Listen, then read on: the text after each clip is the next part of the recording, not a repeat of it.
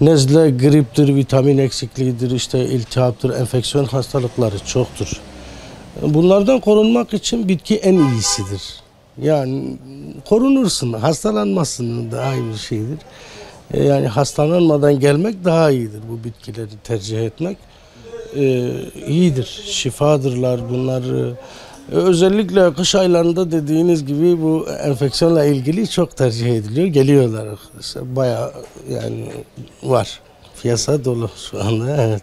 Bir vücudun bağışıklık sistemini kuvvetlendiriyor. Hasta olmasını engelliyor. Ne güzel bir şey yani bunu.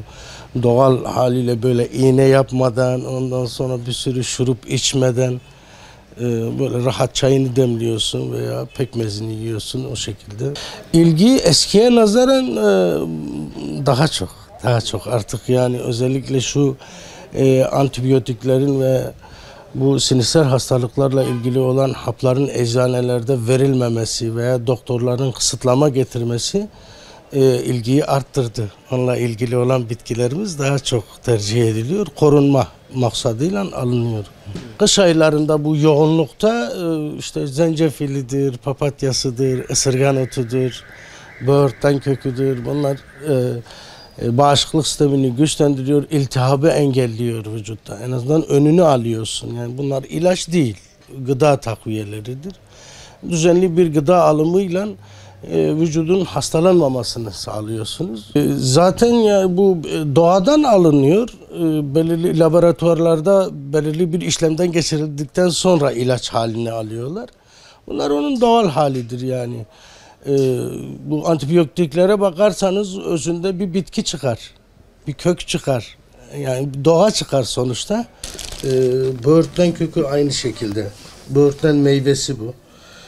Böğürtlen meyvesi hem vücuda vitamin verir hem bağışıklık sistemini hastalıklara karşı korur. Böğürtlen kökü aynı şekilde. Köktür bunlar.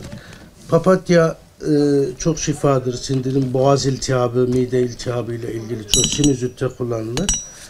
Bunların karışımından böyle bir çay hazırlayıp içmek, günde en azından bir bardak içmek çok şifadır. Engeller yani. Antibiyotige gerek kalmaz inşallah. Kış hastalıklarında en başta gelen ıhlamur zencefildir. Ihlamur terleme yapar. Ondan sonra zencefil vücutta ısınma yapar. Akciğeri rahatlatır.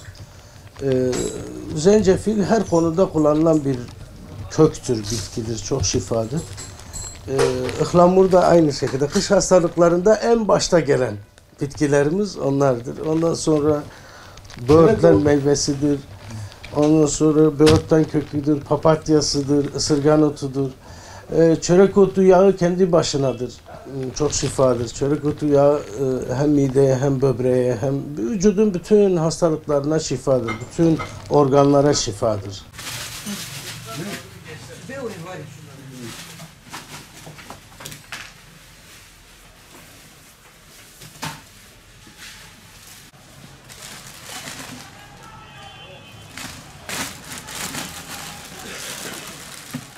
Şifalı bitki ilaca daha çetiri, etki avan betiri, yani etki avan tüneyi, yani baş, işte ki yani sağlıklı daha doğrusu.